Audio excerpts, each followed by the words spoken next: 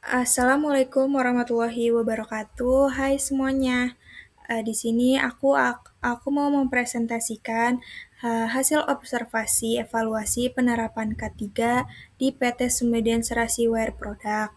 Nah, sebelumnya kenalin nama aku Nadia Aska dari TCG 1B dengan NIM 2506431053. Nah, kita langsung masuk aja ke latar belakang. K3 ini merupakan aspek penting dalam setiap aktivitas industri untuk memastikan lingkungan kerja yang aman, sehat, dan bebas dari resiko kecelakaan. Nah, penerapan K3 ini tuh diperluin banget karena proses produksi sering melibatkan peralatan, material, dan kondisi kerja yang dapat menimbulkan bahaya jika tidak dikelola dengan baik. Dengan adanya penerapan K3 ini, eh, perusahaan dapat meminimalkan kecelakaan, melindungi tenaga kerja, serta menjaga kelancaran operasional.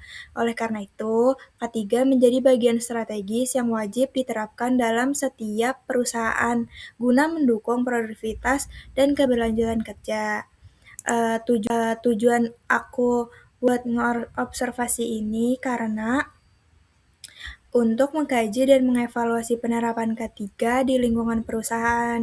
Melalui analisis ini diharapkan dapat diketahui tingkat efektivitas identifikasi bahaya, pengendalian resiko, penggunaan APD, serta pelaksanaan pelatihan K3 bagi pekerja. Selain itu, laporan ini juga bertujuan buat ngasih gambaran secara menyeluruh mengenai upaya perusahaan dalam menciptakan lingkungan kerja yang aman, serta menjadi dasar rekomendasi perbaikan agar penerapan K3 ini dapat terus ditingkatin secara berkelanjutan. Profil dari perusahaannya sendiri, PT Sumedang Serasi Wire Product ini juga adalah perusahaan yang bergerak di sektor material industri baja yang berlokasi di Bogor, Indonesia. Perusahaan ini terintegrasi dalam jaringan bisnis yang melibatkan Sumitomo Corporation, sebuah perusahaan asal Jepang yang memiliki sejarah panjang dalam produksi mesin dan produk industri. Kita masuk aja langsung ke identifikasi observasi K3 pada perusahaan. Yang pertama, ada sign jalur evakuasi. Nah, sign ini dipasang di berbagai titik yang strategis buat mandu pekerja menuju area aman apabila terjadi keadaan darurat kayak kebakaran, gempa, kebocoran bahan berbahaya. Terus, penempatan tanda ini juga dibuat dengan jelas, mudah terlihat, serta mengikuti arah jalur keluarnya, sehingga pekerja dapat segera melakukan evakuasi tanpa kebingungan. Kehadiran sign tersebut juga menunjukkan bahwa perusahaan telah menerapkan langkah preventif untuk meminimalkan resiko, memastikan keselamatan seluruh karyawan, serta selama berada di area kerja. Yang kedua ada sign titik kumpul. Ini fungsinya buat nandain lokasi aman tempat seluruh karyawan harus kumpul setelah melakukan evakuasi dari area kerja. Keberadaan titik kumpul ini juga ngebantu banget buat mastiin proses pendataan pekerja dapat dilakukan dengan cepat, sehingga perusahaan dapat mengetahui kondisi seluruh personel dan menghindari kemungkinan adanya individu yang tertinggal di area berbahaya.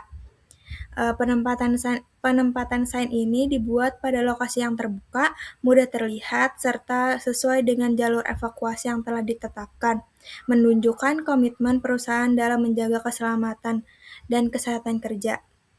Selanjutnya ada APAR. Nah, APAR ini ditempatkan pada titik-titik yang strategis, mudah dijangkau seperti area produksi, gudang, serta dekat jalur evakuasi. Nah, setiap APAR ini diberi label, instruksi penggunaan, dan pemeriksaan rutin untuk memastikan kondisi alat tetap layak pakai. Kehadiran APAR ini bertujuan sebagai langkah pertolongan pertama apabila terjadi percikan api atau potensi kebakaran, sehingga resiko dapat diminimalkan sebelum berkembang menjadi kejadian yang lebih besar. Hal ini menunjukkan bahwa perusahaan secara aktif menjaga keamanan lingkungan kerja melalui sarana proteksi kebakaran yang memadai. Nah, yang terakhir nih ada aturan penggunaan APD yang benar. Perusahaan menerapkan aturan yang jelas mengenai cara penggunaan APD secara benar sebagai bagian dari komitmen terhadap K3.